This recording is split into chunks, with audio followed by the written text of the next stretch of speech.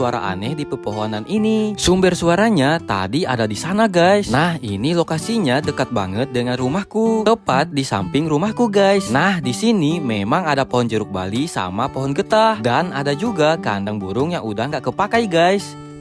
Langsung aja aku coba mau lihat lebih dekat, penasaran sama sumber suaranya guys. Wah, sepertinya itu dia sumber suaranya. Itu sepertinya anakan burung elang guys. Lihat, itu kepalanya berputar ke belakang. Sepertinya burungnya ini tidur di pohon ini guys. Lihat, itu dia nggak kabur-kabur pas aku dekatin. Padahal ini aku udah tepat ada di bawah burungnya. Nah, aku coba mau lihat burungnya lebih dekat. Wah, itu burungnya cantik banget guys. Warna bulunya agak merah kecoklatan gitu.